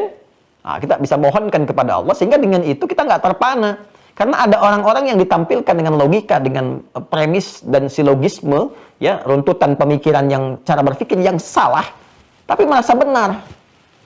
Ya, awam itu kadang-kadang terbawa ke situ tuh, terbawa suasana seakan-akan seperti benar, padahal salah gitu. Nah, sekarang banyak itu orang mempermainkan dengan logika. Dia belajar dulu, lalu menitipkan racun di dalamnya, sehingga seakan-akan terkesan benar. Ya, nah, coba kalau Anda nggak belajar, yang kita pelajari kemarin, jangan merasa benar sendiri. Setiap orang juga punya peluang kebenaran. Anda kan nggak pernah tahu mana Islam yang benar, Islamnya Anda atau Islamnya dia, kan? Atau jangan-jangan juga yang nggak berislam juga masih ada kebenaran juga. Itu kan seperti benar, padahal salah. Karena nggak dimulai dengan konsepsi yang benar, premis yang benar dasarnya. Ya, dia membuat semua dengan relatif. Sementara hukum itu ada yang absolut, yang mutlak, dan yang relatif. Sedangkan keimanan itu harus kebenaran mutlak. Ya, kalau dia nggak yakin benarnya, kenapa dia pilih itu? Kita tinggal balik nanya aja sama orang yang bicara begitu. Bapak agamanya apa? Islam. Pak, itu Islamnya Islam relatif atau Islam mutlak? Ketika Bapak menetapkan jadi Muslim, artinya kan Anda meyakini mutlak benarnya Islam. Kalau masih relatif, Anda nggak akan ambil itu sebagai keyakinan. itu kan cara berpikir yang salah. Ya, sama dengan begini misalnya. Ya, ini kan persepsi yang dibangun nih, yang kita harus betulkan, gitu kan? Kadang-kadang kita menyematkan perbuatan buruk itu, ya, dengan satu atribut itu keliru juga. Nah, sekarang misalnya gini, definisi teroris itu apa? Ya, jadi jangan sampai ada satu atribut yang dilekatkan sehingga terkesan atribut ini jadi bagian dari unsur terorisme. Itu kan jadi keliru gitu. Jadi jangan sampai orang tersematkan begini. Saya kalau mau nanam kurma jadi teroris nanti nih kesannya nih. Karena teroris ditangkap, dia bisnis kurma misalnya. Ya, atau kotak amal misalnya, ya. Atau pakaiannya celananya naik di atas lutut sedikit, di atas mata kaki misalnya kan, di atas mata kaki gitu, ya. Atau misalnya apalagi tuh yang pakai cadar, yang perempuan dilekatkan demikian, itu dikesankan sehingga jadi atribut. Ini kan jadi pemikiran yang salah gitu.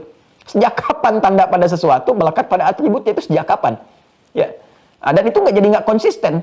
Ya, waktu di Sarinah itu kan terorisnya itu gaya sekali tuh, pakai topi, pakai celana jeans. Ya, dia nggak pakai celana manusia, celana jin tuh dia pakai juga tuh. Jadi dia pakai celana jin, pakai topi, pakai sepatu skate kan. Itu coba sekarang bisa nggak kita nilai seperti itu? Nah, kayak koruptor itu kan ditangkapnya kan berdasi semua tuh, berjas. Bisa nggak kita ambil kesimpulan semua yang berdasi itu koruptor? Semua yang berjas itu koruptor? Kan nggak bisa begitu. Nah, itu sama kalau kita belajar ilmu mantik, ya, kita bisa katakan silogisme yang salah tuh begini. Misalnya, monyet suka pisang, ya kan? Kemudian kita katakan lagi yang lain, jangan nama orang ya, yang lain saja misalnya. Monyet suka pisang. Sudah, ya kan? Terus ada namanya si buku misalnya. Kalau nama saya sebut nama orang nanti saya dituntut ya. Contoh ya, ini contoh nih, umpama ya. Monyet suka pisang. Terus ada orang namanya si buku suka pisang. Apakah kita akan bikin persamaan buku sama dengan monyet? Kan tidak. Ya. Atau kalau mau lebih gamblang lagi, ini contoh ya, contoh, bukan berarti demikian, cuma contoh aja. Ya. Monyet suka pisang, Asep suka pisang, maka Asep sama dengan monyet. Kan tidak.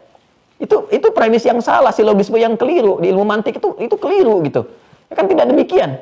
Ya monyet, Asep ya Asep. Monyet itu adalah binatang, Asep itu adalah manusia. Kan nggak bisa disamakan. Nah, ini cara berpikir yang salah gitu ya. Makanya di titik ini penting kita belajar untuk mengukur. Nah, ini kalau kita mendapatkan statement-statement yang tidak jelas tentang perkara keimanan, kita bisa katakan Allahumma ya Al-Quddus, ya Subhanallah. Ya Allah, Engkau terlepas dari semua itu. Engkau yang Maha Suci, Engkau yang Maha Agung. Nanti Allah kasih bimbingan kepada hati kita, turunkan hikmah. Jadi nama Allah itu jangan disebutkan saat kita butuh saja, tidak. Ya, ada kejadian berlangsung, sebut nama Allah supaya Allah berikan bimbingan pada kita. Ya, itu Kudus itu mengandung makna Subhanallah. Subhanallah itu dikeluarkan oleh lisan kita, di antara maknanya menepis segala sifat dan sikap yang tidak terkait dengan keagungan Allah. Makanya ketika ada orang berkata, misalnya Allah punya anak, kita katakan subhanallah. Di Al-Baqarah surah kedua ayat 116.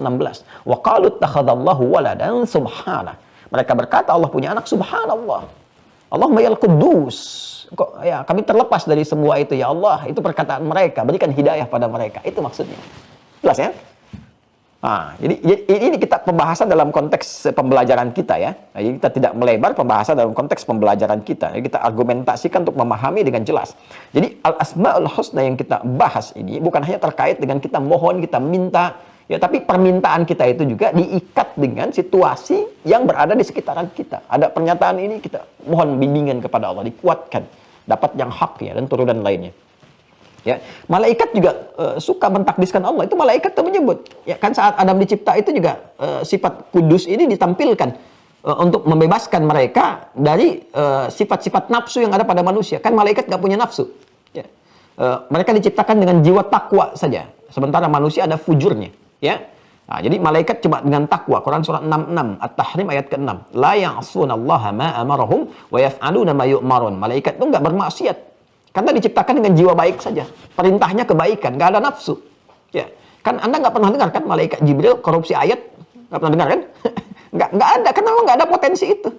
Ya, di tahun sekian terjadi pernikahan antara malaikat Israel misalnya dengan hamba, nggak ada. Malaikat nggak menikah, malaikat nggak makan, nggak minum. Makanya ketika bertamu kepada Nabi Ibrahim dihidangkan makanan, itu nggak disentuh. Ya kan?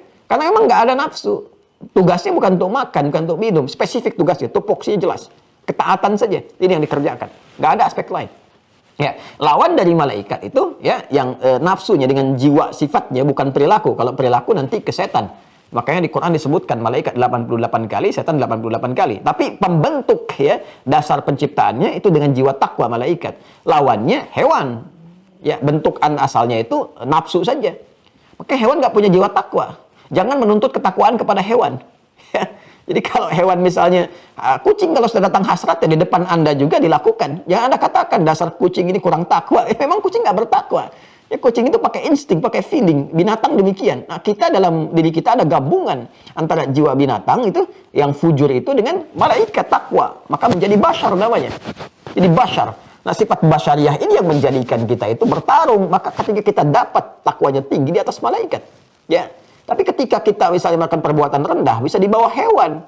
Karena hewan nggak punya jiwa takwa, wajar melakukan perbuatan yang rendah. Ya, sebetulnya kita nggak bisa marah sama hewan gitu, karena hewan tuh nggak punya jiwa takwa. Pertanggungjawabannya dengan instingnya melayani kehidupan.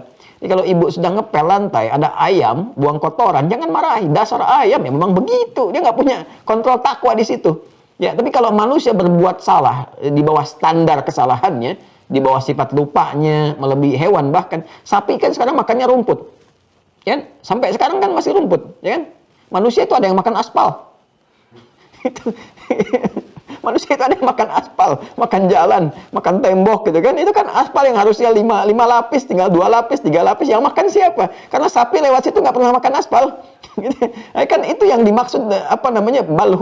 Kal an'ami balhum adal. Ya di Quran surah ke-7 itu, ya Al-A'raf itu.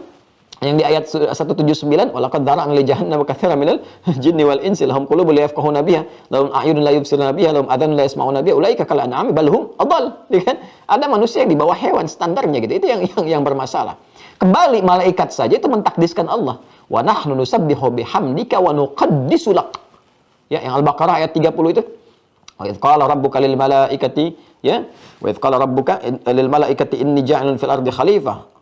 Qalu ataj'alu fiha may yufsidu fiha wa yasfiku dima wa nahnu nusabbihu bihamdika wa nuqaddisu lak. Tasbih disandingkan dengan takdis. Ya karena perwujudan kalimat takdis itu pada tasbih. Subhanallah, subhanallah, subhanallah. Itu kita sedang mensucikan Allah. Orang yang biasa mengatakan subhanallah, subhanallah, subhanallah, latihan itu 33 kali setiap setelah selesai sholat, dikalikan 5 itu, setiap hari dia begitu, akan nggak mempan kalimat-kalimat di luar yang mendatangkan kalimat-kalimat bertentangan dengan sifat Allah. Jadi orang yang biasa tasbih itu nggak akan mempan tuh kalimat-kalimat semua agama sama, Tuhan bisa dipanggil dengan apa saja, itu nggak akan mempan. Yang ada itu adalah perasaan-perasaan yang ini nggak penting gitu. Ya, jadi fitrahnya langsung menolak. Jadi subhanallahnya itu muncul sinyal takdis dalam dirinya untuk mensucikan Allah itu muncul. Tapi kalau Anda berlatih dengan subhanallah, tapi nggak muncul sikap itu, ada yang salah dengan kalimatnya. Berarti diucapkan tanpa nilai iman, tanpa kekuatan dalam jiwa. Ya, apalagi yang nggak pernah sholat tuh wajar itu. Ya, yang nggak pernah sholat tuh kelihatan wajar itu. Ya, apa saja bisa dilakukan. Ya, mau mandi di tempat persucian orang, mau pakai pakaian di pakaian ibadah orang lain, atau menunjukkan kalimat-kalimat misalnya olok-olok dan sebagainya. Tapi kita doakan sepanjang dia masih punya kesempatan hidup sebelum nyawa sampai di kerongkongan, maka dia masih punya hak untuk mendapatkan doa terbaik kita dengan pengingat. Jadi basyira wa nadhira, basyirnya kabar gembira kita berikan dengan cara mendoakan kebaikan, nadhira dengan mengingatkan. Ya, setelah itu jadi pilihan bagi dia, kan? Kalau ada fenomena demikian. Tapi kalau Allah isyaratkan terjadi itu, ya. As-Samad sudah saya jelaskan, ya. Kemudian Al-Ghani sudah saya sampaikan juga, ini terkait dengan harta benda. Ya, biasanya disertakan dengan kalimat hamid, ya. Wallahu ghaniyyun hamid, ya kan? Jadi kalau kita memohon kepada Allah urusan rezeki, nanti ada nama zat yang terkait dengan rezeki, harta benda, spesifik materi. Sebut namanya Al-Ghani. Al-Ghani. Tapi sertakan dengan sifat hamid juga. Jadi hamid itu nanti pencegah, rem supaya nggak riya kalau diberikan. Ya, jadi kalau kita minta sama Allah misalnya, kita minta, ya Allah anugerahkan pada saya motor kendaraan supaya saya bisa cepat menunaikan ibadah di masjid, kan, mencari rezeki dengan lapang. Kita minta kendaraan, misalnya motor. Kita bisa katakan, Allahumma ya Allah, ya Razzaqul Ghaniyyul Hamid. Ya. Biasanya kalimat hamid disandingkan oleh Allah dalam Al-Quran dengan kata ghani. Untuk apa? Untuk memberikan kesan bahwa ini ya, kalau sudah dapat rezekinya, ya dapat itu, jangan ingin terkesan ingin dipuji, karena semua pujian kembali kepada Allah. Jangan ria, karena yang layak untuk diberikan pujian, penghormatan itu semua kembali kepada Allah. Toh kita cuma titipan saja sifatnya, gitu ya. Maka ketika dapat hartanya itu, Allah menjaga attitude kita juga, menjaga sikap kita supaya tidak tampil berlebihan.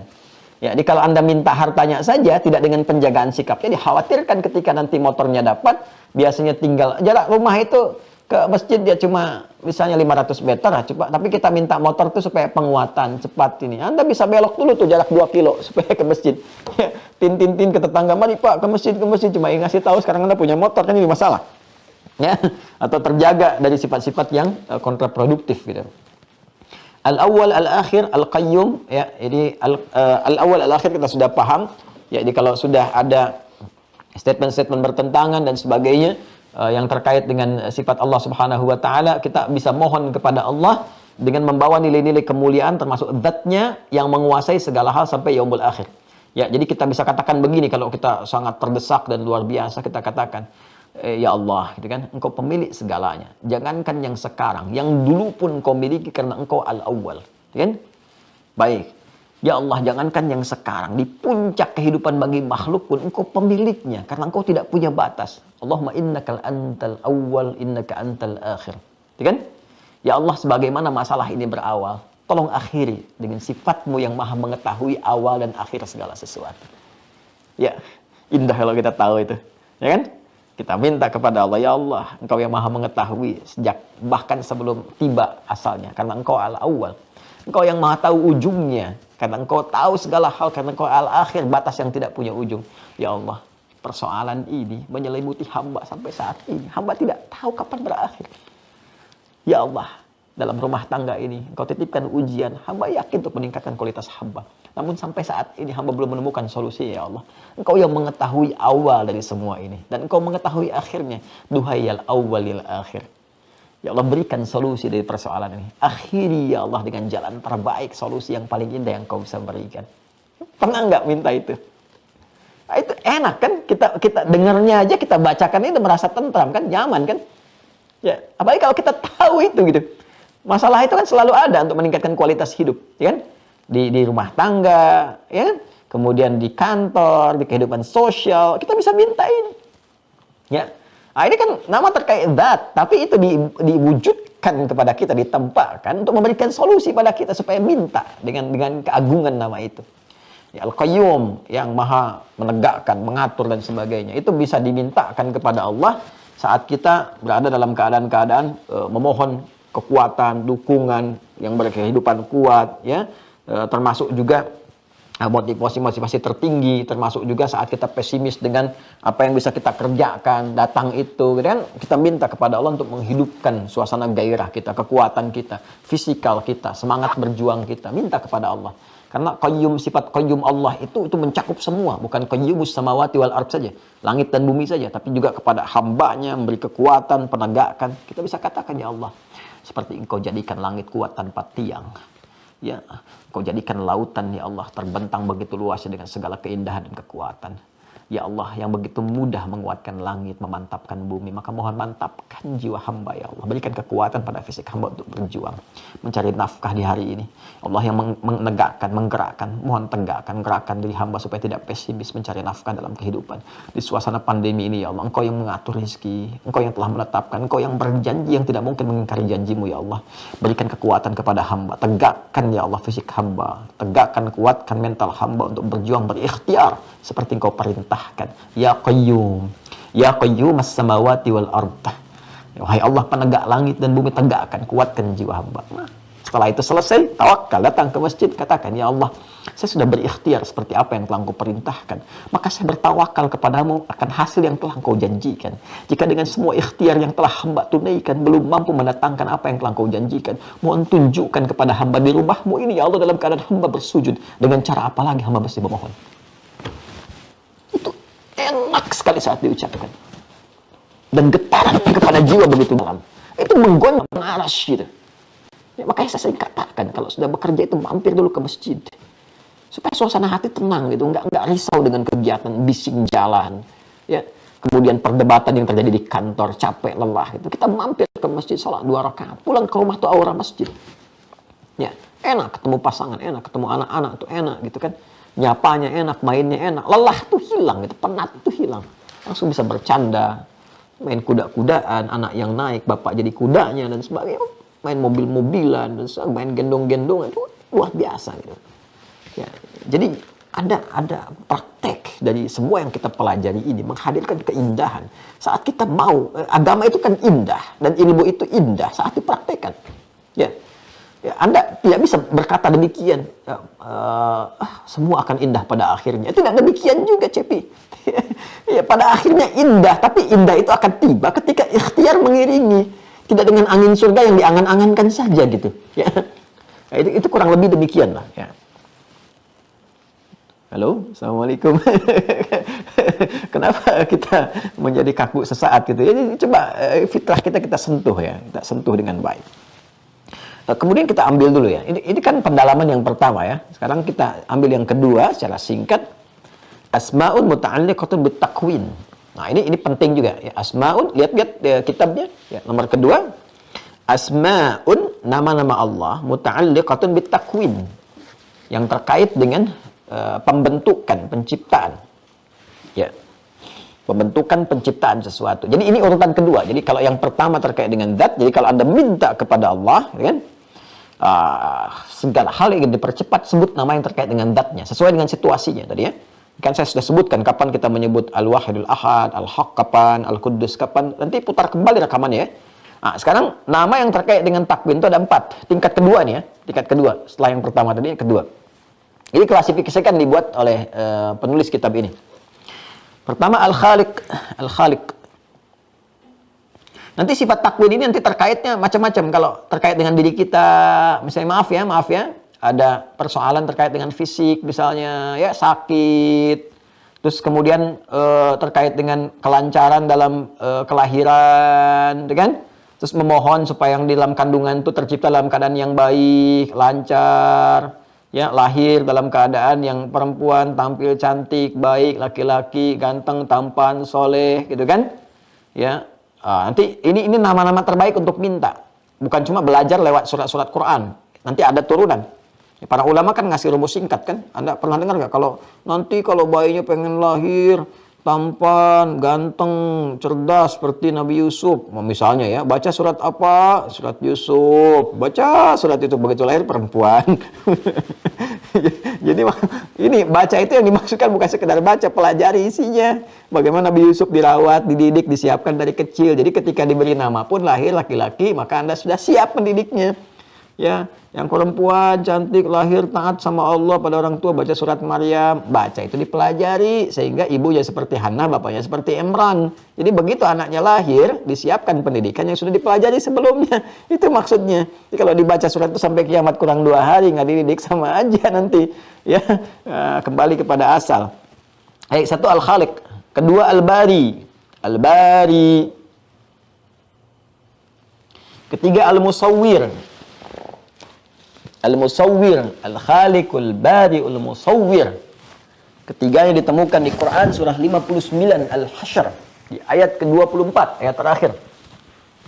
Ya. Wallahul Khaliqul Bari'ul Musawwir lahul asmaul husna. Quran surah ke-59 surah Al-Hasyr ayat 24, ayat terakhir.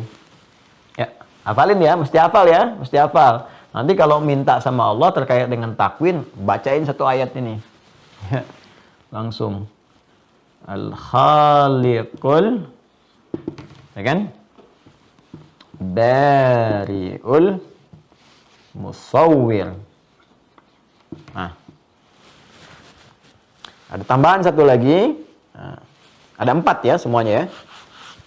Ini kan 1, 2, 3. Yang keempat itu namanya Al-Badi'. Badi'. Sudah? Jadi kita temukan pertama kali kalimat Badi' di Quran surah kedua Al-Baqarah ayat 117. Tolong dicek ya. Badi'us samawati wal ard, ya. Wa idza qada amran fa innama yaqulu lahu kun fayakun. Ayat 117. Coba dicek nanti ya. Di paling kiri agak sedikit ke bawah. Ya. Sudah? Ada 4 ya. 1 Al-Khaliq, yang kedua Al-Bari, yang ketiga Al-Musawwir, yang keempat apa? Al-Badi'. Nah, ini terkait dengan takwin. Takwin itu nanti proses pembentukan istilahnya. Pembentukan kesempurnaan ciptaan. Nanti ada yang terkait dengan makhluk-makhluk sekitaran kita, ya, sekitaran kita, baik itu yang bernyawa, misalnya kan, ya seperti binatang kah, kan, ada tumbuhan berkehidupan, ataukah mungkin juga langit, bumi dan sebagainya, penciptaan segala hal, ya. Nah, terkait juga dengan diri kita sendiri. Nanti manfaat kita menyebut nama Allah ini bila ada hal-hal menimpa kita atau keadaan kita atau apa yang sedang kita bangun, kita harapkan kepada Allah disempurnakan dengan hikmah segala kebaikannya. Ya. Jadi kalau Anda misalnya tadi yang saya katakan, bagaimana saat dalam kandungan kita memohon kepada Allah supaya anak yang terlahir dalam keadaan sempurna, fisik, keadaannya gitu kan, macam-macamnya, tampilannya, segalanya menjadi qurrata ain, itu kita bisa katakan Allahumma yal khaliqul musawwir, gitu kan? Minta kepada Allah Subhanahu wa taala. Nanti saya turunkan dalilnya. Ya, saya turunkan ayatnya. Ya, misalnya nanti kita temukan di surah Ghafir, ya. Ada lagi di At-Taghabun kalimat sawwara wa sawwarakum fa ahsana suwarakum, gitu kan? Dan ada lagi wa sawwarahum fa ahsana suwarahum. Jadi Allah Subhanahu wa taala membentuk Anda dengan sifat musawwirnya lalu menjadikan itu yang terbaik, ya. Yang terbaik, yang sesuai dengan hajat hidup kita dan maslahat kehidupan kita. Nanti kita akan lihat Khaliq itu fungsinya apa, ya, terkait dengan apa, Bari itu fungsinya apa, terkait dengan apa, Musawwir bagaimana, Badi seperti apa, di pertemuan berikutnya insyaallah, ya. Jadi kita pelan-pelan dulu. Nah, sementara kita pahami dulu. Jadi kalau didapatkan ditanya hari ini belajar apa, nanti kita bisa jawab asmaun muta'alliqatun bit takwin. Jadi yang kedua nama-nama terkait dengan proses pembentukan. Ada 4. Yang pertama dengan zat, sudah fungsinya sudah. Ada 9. Kedua dengan takwin, ya, pembentukan, proses pembentukan, penyempurnaan, ada 4 nama. Tolong dihafalkan ini, nanti kita akan berjumpa di pertemuan berikut untuk menunjukkan dalil-dalilnya, fungsinya dan prakteknya seperti kita belajar yang tadi, ya. Saya kira itu, semoga Allah melindungi kita semua, kemudian memberikan kepada kita bimbingan yang terbaik untuk beraktivitas. Saya juga pesan kepada semuanya, termasuk diri saya pribadi, kita saling mendoakan. Untuk saat ini, saya minta kepada semua tingkatkan ibadah kita. Jaga sholat dulu, sholat yang paling dasar itu. Terus ibadah harta ya, yang pokok zakat apa, tapi saya minta sholat jaga. Kalau sholatnya diperbaiki dengan kuat, dengan baik, nanti cahaya iman itu akan muncul pelan-pelan. Kuncinya di situ. Ya. Terima kasih atas perhatian hari ini. Maafkan saya kalau ada hal yang kurang tepat disampaikan. Kalau kurang berkenan mohon dimaafkan. Tidak ada maksud sedikit pun untuk menghadirkan kalimat-kalimat yang memiliki kesan-kesan yang tidak baik. Sungguh tidak ada. Semua diharapkan pada nilai yang baik. Kalaupun ada hal yang dikoreksi silahkan disampaikan. Mudah-mudahan Allah membimbing saya untuk bijak mengoreksi diri, memperbaiki lebih baik lagi untuk ke depan. Silahkan ambil pendapat dari juga guru-guru yang baik, yang mengajarkan kita kemuliaan-kemuliaan dalam berkehidupan, dan jaga diri baik-baik, saling mendoakan. Semoga Allah merahmati kita semua. Allahumma taqabbal minna innaka antas samiul alim wa tub alaina innaka antat tawwabur rahim. Allahumma rabbana atina fid dunya hasanah wa fil akhirati hasanah wa qina adzabannar. Allahumma 'allimna ma yanfa'una wa fahimna bima ta'allamna wa wafiqna lina'mala ma fahimna bih. Allahumma ya Allah ij'alna min ahli al-Qur'an waj'alil Qur'ana sahiban lana fid dunya wa syafi'an lana fil akhirati ya arhamar rahimin. Allahumma ij'al baqiyata hayatina hayatan thayyibah wa akhir wafatina ya Allah husnal khatimah bi kalimatit tauhid la ilaha illallah Muhammadar Rasulullah. Fa'ajib kalimatana bi qaulika ya ayyatuhan nafsul mutmainnah irji'i ila rabbika radiyatan maradiyah fadkhuli fi ibadi wa dkhuli jannati. Wa sallallahu ala sayyidina Muhammad wa ala alihi wa sahbihi ajma'in. Wa akhiru da'wana subhanakallahumma wa bihamdika asyhadu an la ilaha illa anta nastaghfiruka wa natubu ilaik. Walhamdulillahi rabbil alamin. Assalamualaikum warahmatullahi wabarakatuh.